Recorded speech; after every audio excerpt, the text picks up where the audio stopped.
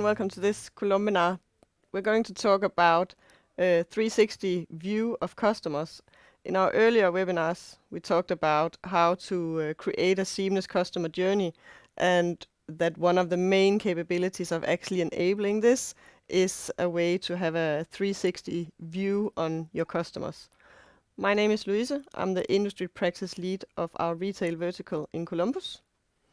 Hi, my name's Rob Watson. I work as a senior advisor within digital commerce at Columbus. So today we're going to go through why knowing your customers is actually what we would say as an essential threat, what we actually can know about our customers, what we can know about customers in different channels, and then of course how to get started on all of this. So without being over dramatic, it's moving beyond being a nice to have a 360-degree view of our customers in real time, to the point where really not having a strong capability in this area is a threat to us as a business. So what we have seen over the last 5 years is that number of channels is increasing. So let's say we had like 5 channels 5 years ago or 6 years ago, and now we have like 10, and in a couple of years we might have 15, depending on how fast it's going to increase. And as we have talked about earlier, then one of the challenges of having all these channels is that typically we have data in so many silos. So how do we actually combine all this into this 360 view, which is such a popular theme to talk about in retail? Yeah, and I guess calling the need for a 360 degree view an existential threat is a bold claim, but really when we think about the cost of acquiring new customers, which is only going one way, is only on the increase, then we need to be able to manage the cost of retaining customers. If our competitors are retaining customers more effectively than ourselves, then we're fishing in a smaller pool for new customers. And our competitors, if they're retaining customers more effectively, are going to have more marketing budget in order to do that than we will, which presents the threat that our business would just continue to shrink. So why else do we need a 360 of a customer? Well, actually, as businesses, we know that we need to become data-driven in our decision-making, if not already. And having access to customer data in real time or near real time, in a all in one location, so that we can readily call on that data to make decisions, is becoming critical to the way that we work as businesses. But also, the legislation regulation landscape is becoming very complex and very difficult for businesses to remain compliant.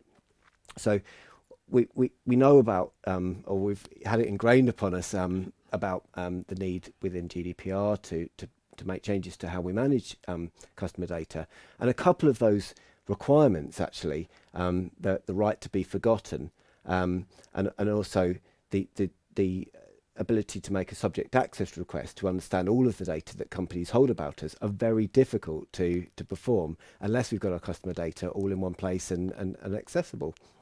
So actually holding a 360 view of our customers not only means that we can become more operationally effective, but it also means that we can manage some of those regulation requirements that are being placed on retailers. Okay, so we can agree that it's quite important to have this 360 view, but what can we actually know about our customers then? Well, there's several different kinds of data that we've got to think about. First-party data. First-party data is the data that we hold about our customers anyway. And organisations already have lots of this, that tends to be siloed around different business systems. Think about the orders that we hold about our customers that have delivery addresses, that have billing addresses, that have the products that they bought. And if we think about it, it has the categories that they've bought from too. So there's quite a lot of information that we hold about our customers anyway. And then I guess the kind of data with a bad reputation is third-party data. It's that data that other customers hold about our customers that we can append onto our customer record. So other companies Yeah. hold. Yeah, okay. So this gets a bad reputation because I think in many ways GDPR made appending third-party data onto your data very different from a legislating point of view, but it's also very important because if we're only looking at our own first-party data, then we only have a sight of those things that we know. So there are cases where we can still use third-party data. For example, we can look at where customers are based. We can append using location information. We can append demographics onto their onto the existing customer data to make a better view of who is likely to be that customer. And then the new guy of the kind of data that we hold about our customers is zero-party data. Zero-party data, I think we've been collected, but not for a long time, but not always held it under that name. And it's data where our customers have voluntarily shared more information with us in order to gain a more personalised buying experience, which doesn't sound as weird as it sounds. When you think that if you're selling shoes or you're working in fashion and apparel, then simply by knowing what size it is that someone's looking for, then you can quite significantly cater for that customer better by showing those styles that you have in stock in the size that they need. Okay. So you have your first party data, which is more the transactional data that you know about your customers from history. Then you have the third party data, which you can acquire from someone else that you might or might not rely on and might not want to use, but could be beneficial in some areas.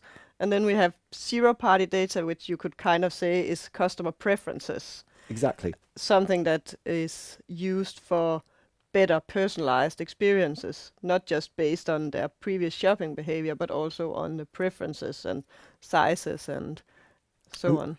And that's where you often see it. So increasingly, we're seeing retailers build out a customer preference center where they're able to add this information voluntarily. And we sometimes see those things connected to other areas of loyalty, so that customers who've provided more information about themselves get a kind of value kickback, and there's some benefit for them beyond a better personalised experience that they gain from sharing more information via a preference centre. Yeah. But there's more. So beyond the customer data that we know, there's also customer data that we can calculate, and there's also customer data that we can predict. So slight distinction.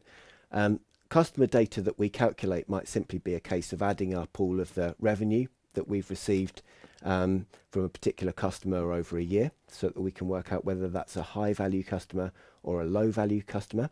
Or we might look at the frequency that a customer's purchased to work out how frequently that they're purchasing from us, and assign some kind of value to that.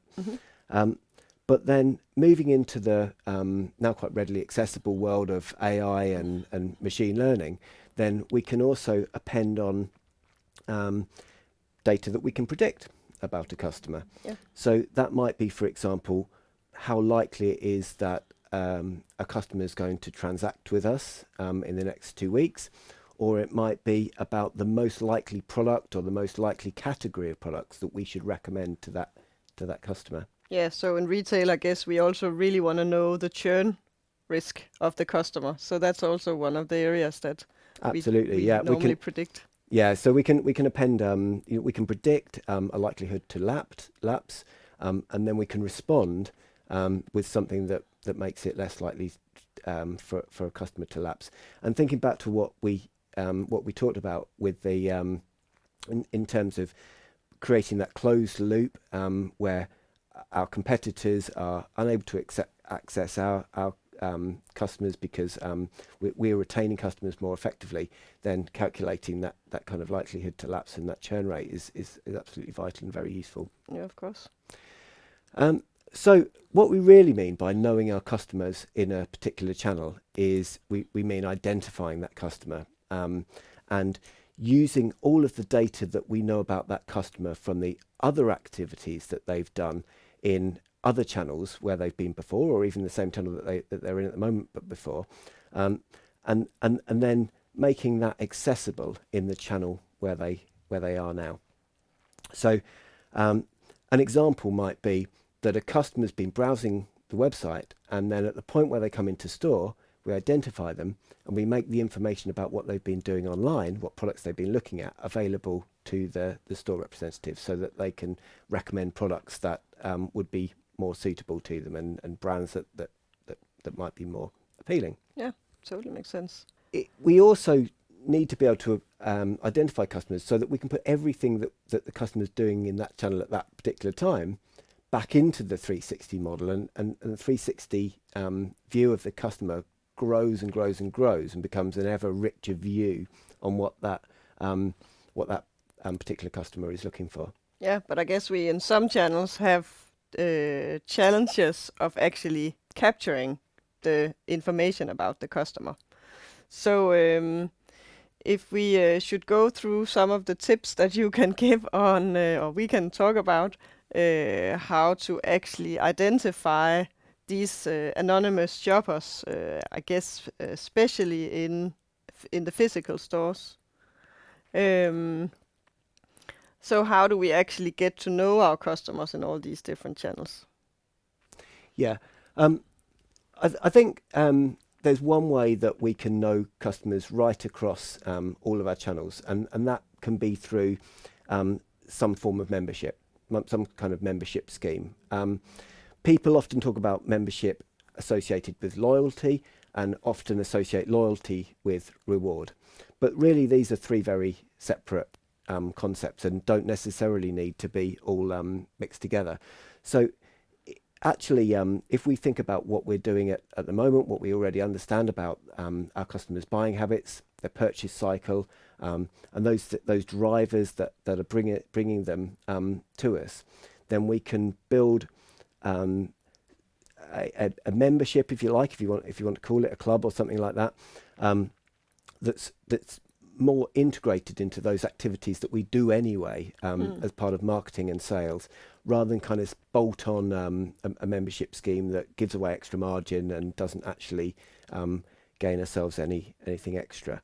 And what we can see is that sometimes that can even be a revenue generative activity, and that it's even possible to charge for membership, and for the customer to gain benefits from that membership that come back into us in terms of revenue, if we're giving discounts to our most loyal members.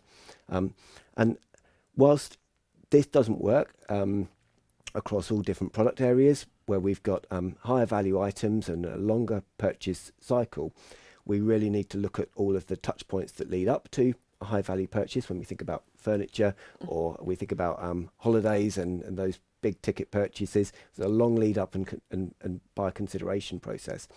But then we need to also think about those touch points that come afterwards, those after sales care, or also the experience that the customer receives, and to place those into the customer 360, so that when the customer is back in market for a product, then we know a lot more about them, and that we can address them effectively.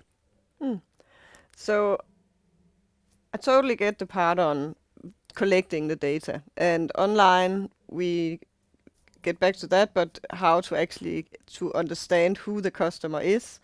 But if we talk about it in the physical stores, so I think one of the challenges that we have seen in the physical stores always, is that loyalty and membership, that's a good driver to get to know your customer and collect the data. But typically the customer then only identifies them when they are doing the purchase, which is too late, because we want to identify the customers already when they walk in the door. I've seen different solutions where you could encourage the customers to check in to a fashion store or any store when you actually arrive.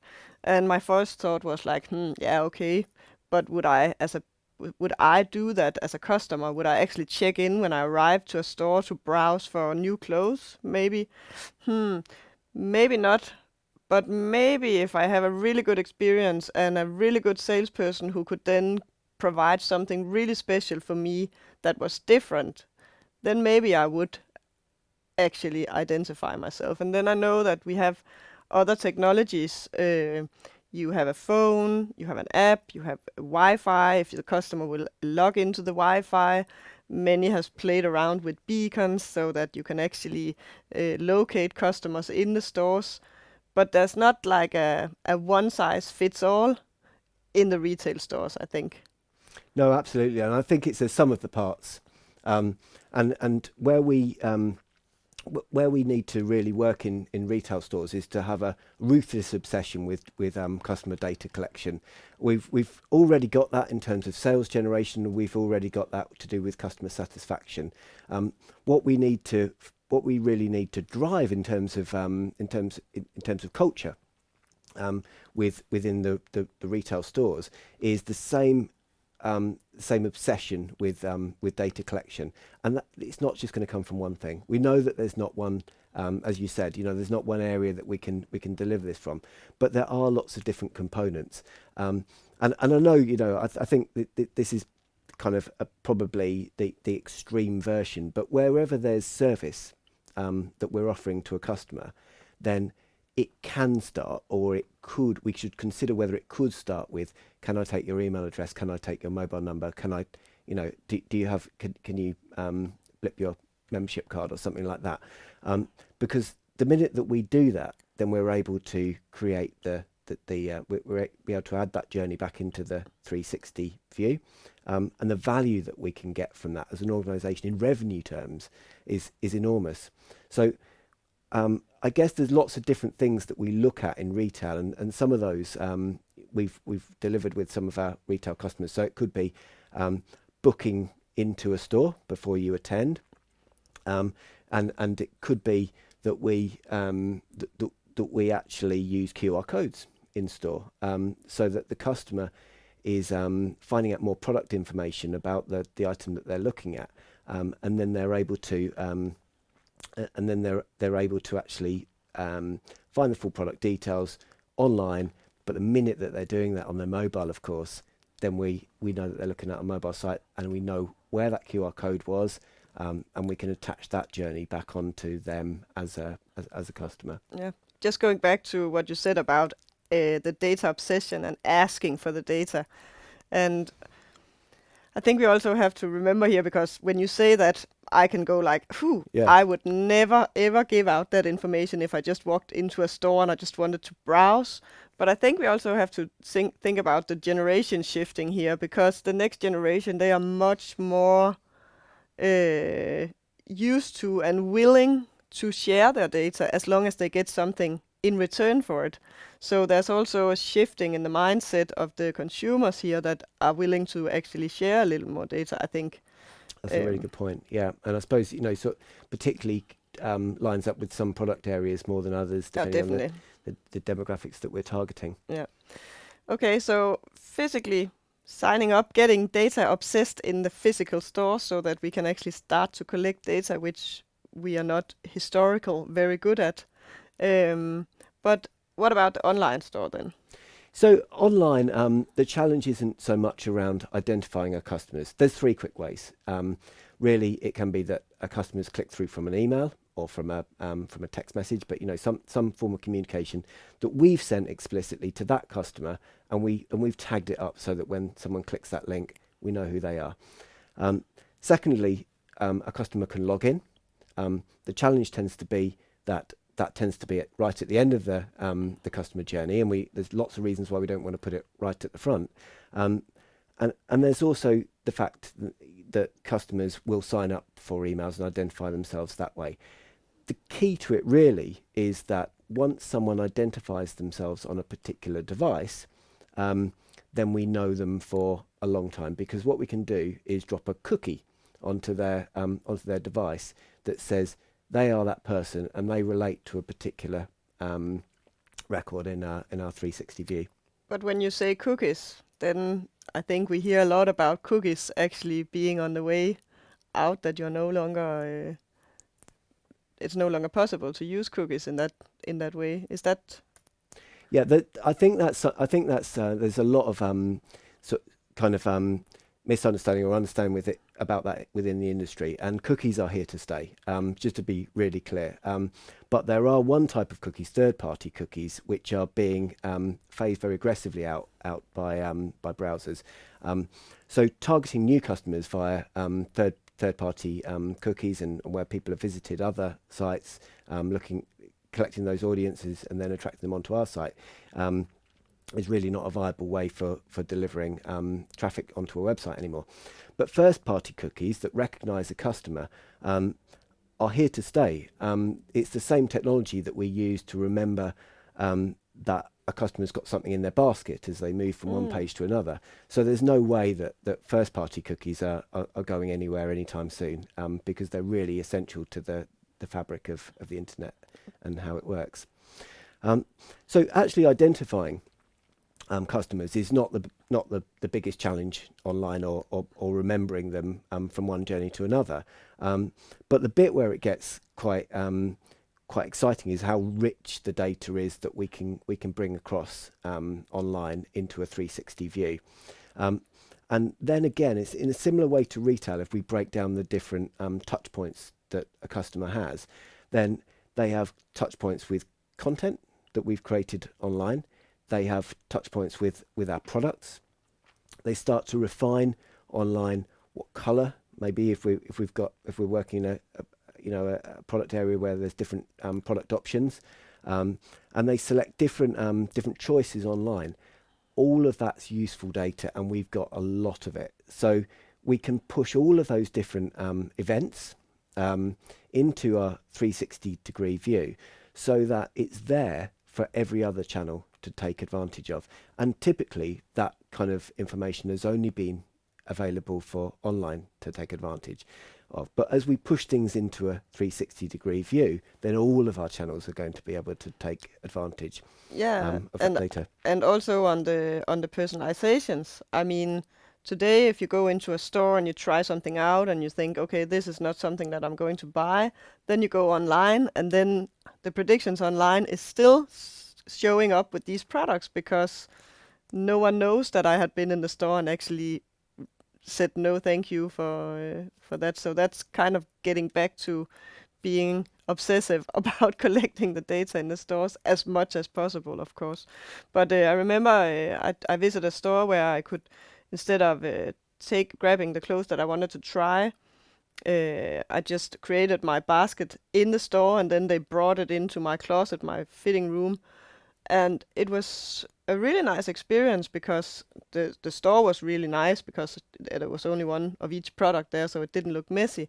Someone gave me my products in the room, but they never asked about any information to actually do this service for me.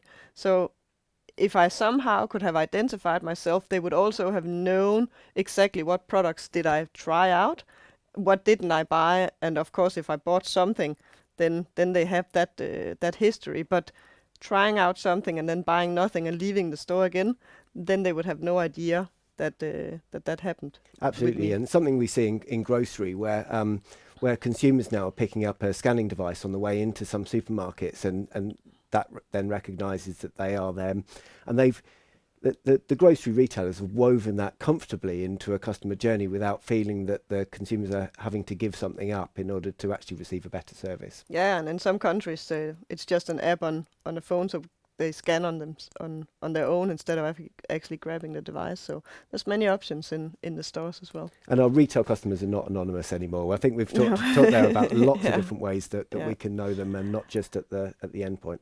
But what if you are a B2B2C company? What about these customers? So just to say B2B2C, I know it's not necessarily an acronym that everyone will be familiar with. Those are businesses which sell on to retailers, who then sell to an end consumer. So frequently the relationship might be brand to retailer to consumer. So in normal business talk, we would just call these companies B2B companies. Yeah. Yeah. Well, in that case, knowing the end consumer is quite difficult because they're not buying from us directly. They're buying from a retailer who've bought the product from the manufacturer or brand. But there are things that we can do, and it's very useful if we can, because then we can create demographic profiling. We can understand who those end consumers are, and we can develop better products.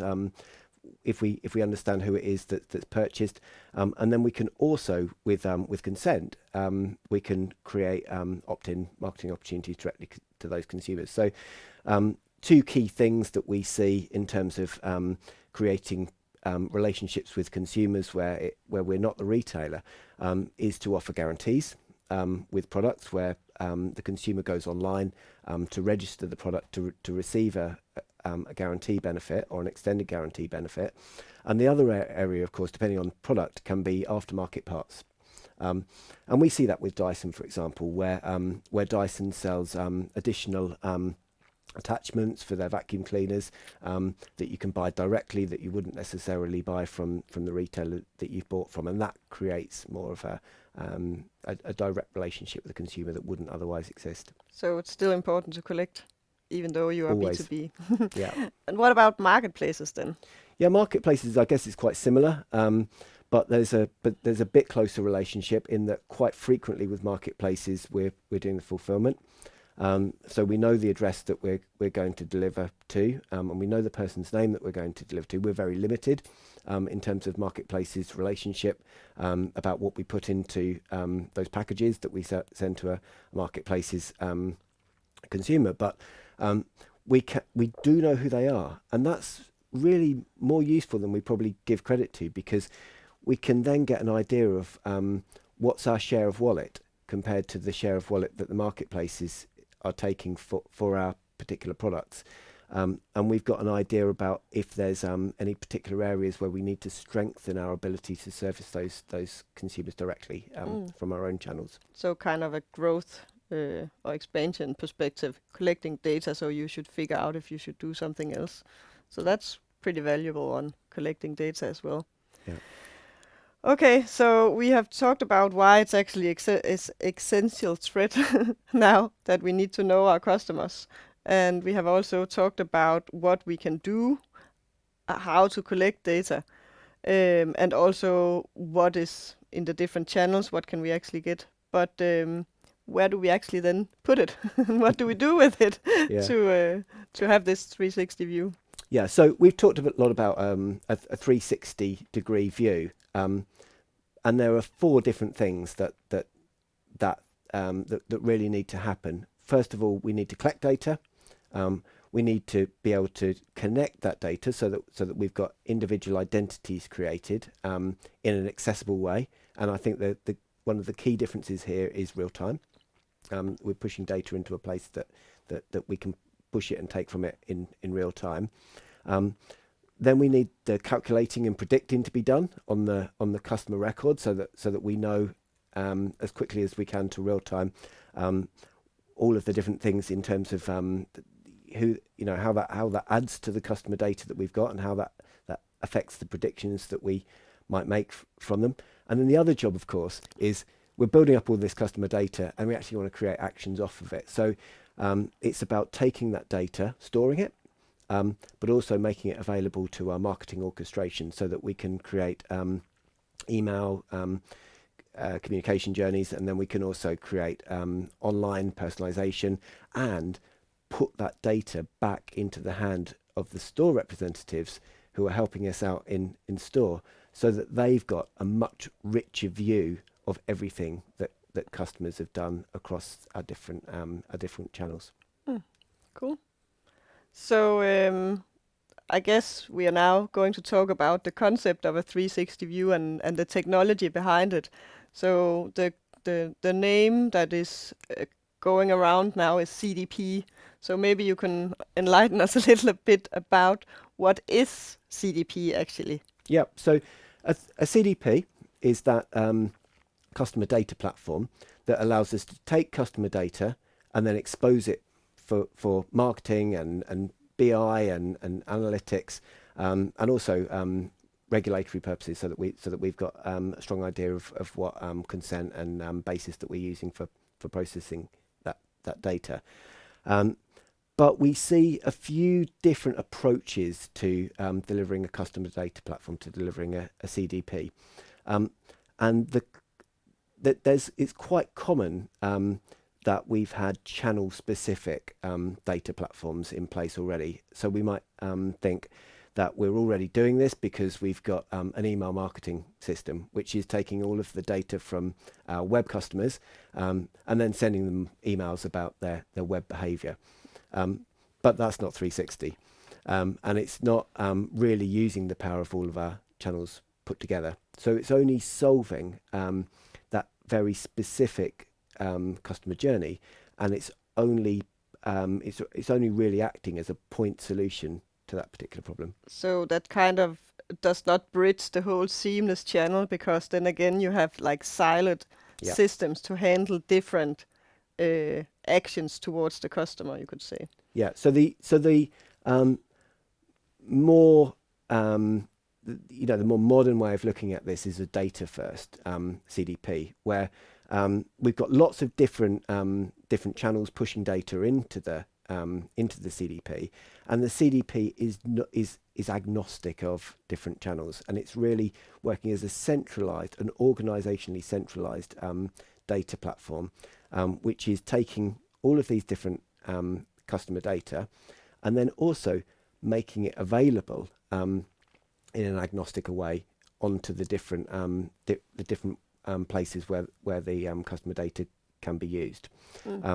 Which is really what we're talking about here. It's got to be a 360-degree view rather than 180-degree, just looking this way kind of view. So data first is critical.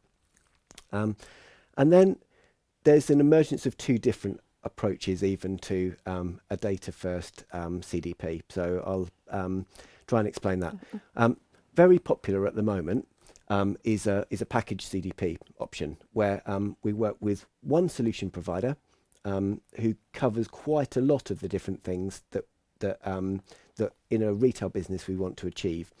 So that's kind of like buying a solution, a software solution that is already ready to use. Yeah, kind of. and okay. You might get, for example, already the customer data store. It might be very easy to take data in, and it might already have some marketing automation and some email send capabilities, and also potentially some on-site personalization capabilities. So it's a all-in-one box solution, which is really popular and taken off in terms of a very quick way to achieve some of these capabilities. Mm-hmm. The sort of bleeding edge, I guess, approach to CDP architecture is a composable CDP, and that's where, much like a composable commerce, the different pieces of the solution come from individual best-in-class point solutions. So, to give an example, there might be one solution which is taking in the data and combining the identity of different people out in store or online. Then you might be using a best-in-class AI machine learning model to make some assumptions about what the customer might do, or predictions about what the customer might do next. And then you might be connecting to the rich plethora of different marketing automation platforms, personalization platforms that either exist from a perspective that that there's some really great point solutions out there that from a cost perspective can be much more affordable and deliver more capabilities. But also we have to recognize that a customer data platform isn't suddenly appearing in an organization that hasn't got any other systems in place already. So in a composable CDP, there might be very successful pieces of the solution which can already do a lot of what we need, but they lack the 360-degree view and data view. So a composable CDP gives us more control, but it also gives retailers more ownership of the data to get out how they need for the analytics that they might want to build specific to their use cases. So I think both approaches are really valid. Probably a packaged solution is a quicker out of the box way to get there. But moving from a packaged solution into a composable CDP is not necessarily an easy option. So it's something that benefits from a bit of thought up front into the architecture that we're building within retailers. Yeah. Okay. So so if we think about CDP, it seems for me, okay, it could be a hard task to get started with, or it could be start in the small and then you take the next step and continue to build, or how do you normally approach this? Yeah, I think one thing that you've got to consider is that to make some of this work, you do probably almost certainly need this CDP in place, because if you haven't got anywhere to keep your 360-degree view, then you're not really moving forward from the channel-specific journeys that we talked about earlier that really sort of break that open. So I guess it's always nice to start small, but it is a good idea to have somewhere that you can push and pull data from. But it's always the biggest part of a project to connect more and more sources of data and connect more and more places where that data is going. And there's no reason to do all of those up front. So really, the key to get started on this is to pick one or two proof of concept ideas that add value, and measure the value that we get from those particular initiatives, and start to put data into the CDP, because this is a kind of incremental approach where we can build on the amount of data that exists in the CDP and connect more sources, and then connect more output actionable areas. Yeah, so when we see companies actually starting to work with CDPs, then we also see that the organization might start to change, because all of a sudden they have a CDP team, which is just not a marketing team anymore. It's just actually a team to continue to build on customer data platform. Could Absolutely. be a change in there as well. Well, I think that we can say that that we have been around the topic of a CDP, at least on the concept level of what it is, why it's needed, and we can say that Rob, it seems that you have a lot of knowledge in this area, and also Columbus in general have a lot of knowledge in this area, and that's both within technology, processes, and at least people and business as well, because that could also be an area that you need to consider.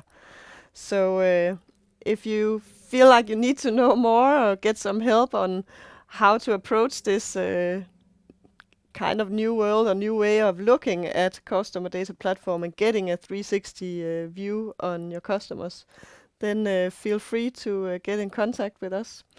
And other from that, we will just say thank you for watching and have a nice day. Thank you for watching.